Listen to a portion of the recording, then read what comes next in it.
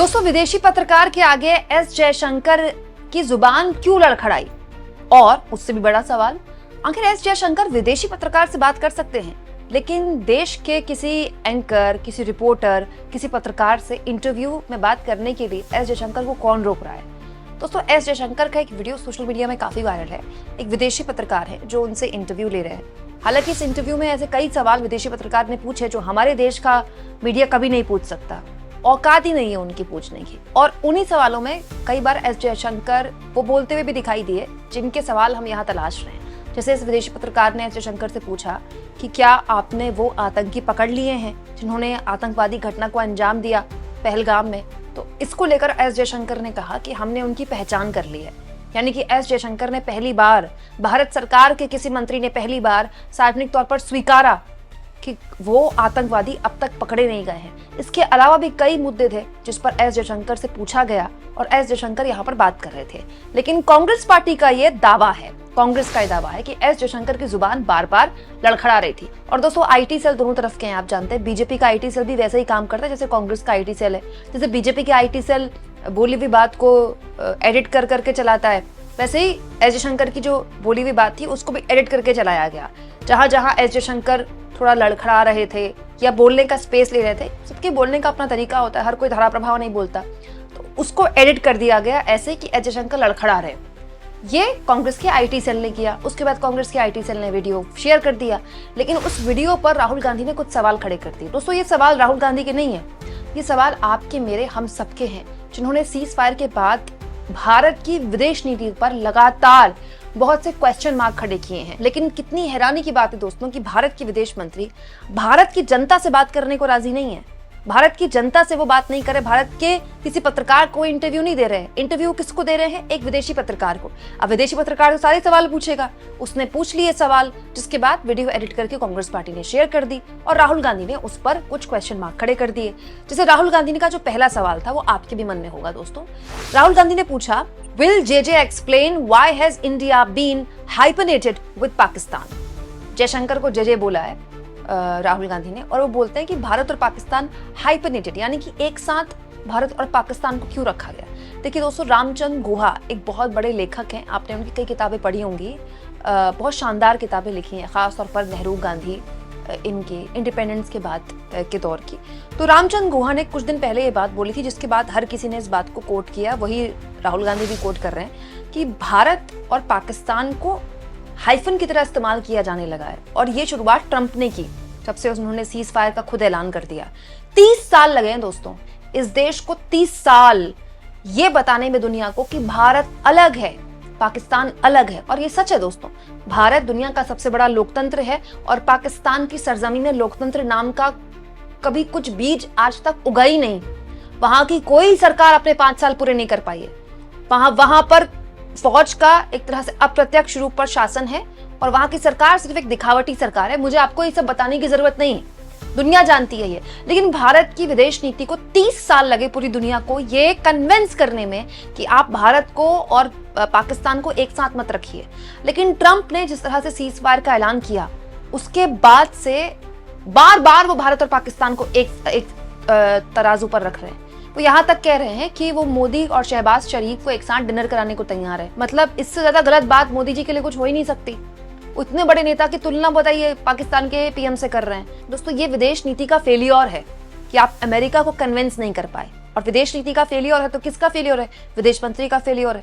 दूसरा सवाल राहुल गांधी ने पूछा, Why didn't a single country back us in condemning Pakistan? दोस्तों, पाकिस्तान और भारत के बीच जब सैन्य संघर्ष हुआ, सब आतंकवाद की निंदा कर रहे थे, लेकिन भारत के सपोर्ट में खुलकर किसी ने ऐसा बोला हो कि हम भारत के साथ खड़े हैं, हम भारत के स्ट्रेटेजिक पार्टनर हैं। भारत कोई भी एक्शन ले पाकिस्तान के खिलाफ वो बिल्कुल सही है, क्योंकि उसको अधिकार है, वो आतंकवाद का विक्टिम है, जो कि सच है। जिस तरह से चीन पाकिस्तान के साथ खड़ा था, वो अलग बात है कि चीन तो उसका पाकिस्तान तो उसका प्रॉक्सी है, पाकिस्तान को तो चीन इस्तेमाल करता है भारत को कमजोर करने के लिए, सब जानते हैं। और पाकिस्तान का क्या कोई दीन ईमान है? 20 साल तक वो अमेरिका के टुकड़ों पर पल रहा था, अब वो चीन के टुकड़ों पर पल रहा है। लेकिन पॉइंट यहाँ पर यह है कि जिस विदेश नीति का डंका बजाया गया पिछले 10.5 सालों में, जिस विदेश नीति के नाम पर मोदी जी ने आजाद भारत के इतिहास में सबसे ज्यादा विदेश दौरे करने वाले पीएम के तौर पर अपना नाम दर्ज करा लिया इतिहास में, उस विदेश नीति का हुआ क्या जब आप पूरी दुनिया को मुश्किल वक्त में अपना साथ खड़ा करते दिखा नहीं पाए। सबसे बड़ी बात यह है दोस्तों कि आज देश के सामने एक सवाल है कि भारत का स्ट्रैटेजिक पार्टनर कौन है। क्या वो अमेरिका है, क्या वो रूस है? क्या हद से ज्यादा अमेरिका की तरफ झुकना हमारे लिए एक सही नीति थी? और अगर हमने अब तक विदेश नीति के नाम पर कुछ गलतियां की हैं तो उसके लिए जिम्मेदार कौन है? दोस्तों, तीसरा सवाल जो राहुल गांधी ने पूछा, who asked Trump to mediate between India and Pakistan. ये सवाल दरअसल ये जो पत्रकार है, विदेशी पत्रकार, इन्होंने भी जयशंकर से पूछा था। तो जयशंकर ने कहा था कि केवल अमेरिका नहीं, कुछ और मुल्क भी बातचीत कर रहे थे। मतलब ये बार बार एस जयशंकर अपने इस इंटरव्यू में बोल रहे थे, जो कि सही बात है दोस्तों।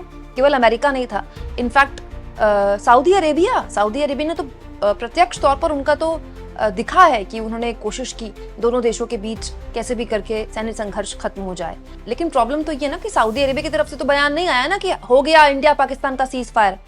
पहला बयान तो ट्रम्प की तरफ से आया और उसके बाद वो लगातार बोल रहे हैं मैंने कराया सीज फायर, व्यापार की धमकी देकर कराया सीज फायर। अब तक भारत उनको एक तरह से भारत की विदेश नीति कहाँ है कि वो उनको इतना कन्विंस नहीं कर पाई कि आप इस तरह के बयान मत दीजिए। भाई, ट्रम्प छोटे भैया नेता नहीं है ना, वो अमेरिका के राष्ट्रपति हैं और आप ट्रम्प के साथ ट्रेड डील पर बात भी कर रहे हैं। ये तो सच्चाई है ना कि भारत और अमेरिका के बीच ट्रेड डील हो रही है, जिसकी डिटेल्स कुछ दिन में आ जाएंगी। तो फिर ट्रेड की धमकी देने की बात कर रहे हैं ट्रम्प। वो बात अलग है कि आपकी तरफ से बयान आ गया, भारत सरकार की तरफ से बयान आ चुका है, लेकिन इन सब में जो देरी हुई उसका जिम्मेदार कौन है? दूसरा, ट्रम्प जो लगातार बोल रहे हैं, बार बार बोल रहे हैं, आपका प्रशासन ट्रम्प को ये कन्विंस क्यों नहीं कर पाया कि आप इस तरह की चीजें मत बोलिए। अब दोस्तों, ये कोई आम सरकार तो नहीं है, ये तो विश्वगुरु की सरकार है जो एक फोन पर वॉर वगैरह रुकवा देते थे। अब पता नहीं किसकी रुकवाई ना रुकवाई, अपनी रुकवाई, इसको लेकर ही लोग सवाल पूछ रहे हैं। कम से कम विपक्ष तो पूछ ही रहा है। तो मुझे ऐसा लगता है दोस्तों, एस जयशंकर ने अब इंटरव्यूज देने शुरू ही कर दिए हैं, तो उनको भारत में आकर भी इंटरव्यूज देने चाहिए, क्योंकि वो भारत की विदेश मंत्री हैं। अरे हमको ना दे इंटरव्यू, ओपन प्रेस कॉन्फ्रेंस भी ना करें, कम से कम जो अपनी समर्थित मीडिया है, जिसको आप गोदी मीडिया कहना भी गलत होगा क्योंकि वो उससे बहुत ही आगे निकल चुके हैं, वो सीमा पार कर चुके हैं वो वाली, उनको इंटरव्यूज दे दें। एस जयशंकर अगर विदेश के पत्रकार को एड्रेस कर सकते हैं तो हमारे पत्रकारों को सो कॉल्ड उनको तो एड्रेस कर ही सकते हैं। मतलब ये तो घोर अपमान है। आप पूरी दुनिया को तो बता रहे हैं आपका नैरेटिव क्या है, आप क्या कहना चाहते हैं, जो कि बताना भी चाहिए, बिल्कुल सही बात है। लेकिन आपने अपने लोगों को बताया इस पूरे के पूरे मसले पर? आपके लोग तो अब भी सवाल पूछ रहे हैं कि सीज फायर किया क्यों? डीजीएमओ का फोन आया, हमने सीज फायर कर दिया। भाई, आप जब इतनी बड़ी बढ़त बना चुके थे तो फिर सीज फायर किया क्यों? अभी तक विदेश मंत्री ने इस मामले में कोई जवाब नहीं दिया, रक्षा मंत्री ने इस मामले में कोई जवाब नहीं दिया, पीएम तो खैर पता नहीं कब जवाब देंगे। तो अब जब जयशंकर ने इंटरव्यूज देने शुरू कर दिए हैं, मोदी जी ने ऑपरेशन सिंदूर पर रैलियां करनी शुरू कर दी हैं, तो इस तरह के सवालों के जवाब सरकार को दे देने चाहिए। ये अच्छा है देश के लिए दोस्तों। इस इतने सेंसिटिव मामले में अगर देश के अंदर किसी भी तरह का कंफ्यूजन है तो वो गलत है, नहीं होना चाहिए, क्योंकि हम इस बात पर 100% विश्वास करते हैं कि हमारी सेना ने शानदार काम किया है। दोस्तों, मैं पिछले कई दिन से ये बात कह रही हूँ कि हमारी सेना का ये ऑपरेशन सिंदूर आने वाले वक्त में हमारे बच्चे किताबों में पढ़ेंगे, और ऐसा नहीं कि हमारी, दुनिया भर में इसके चर्चे होंगे। इतना शानदार ऑपरेशन था ये।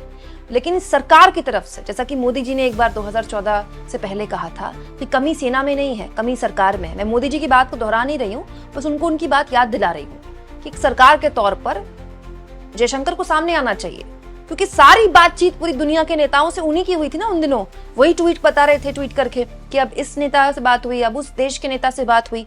तो उनको बताना चाहिए कि जब बातचीत हो रही थी तो कोई समर्थन में क्यों नहीं आ रहा था।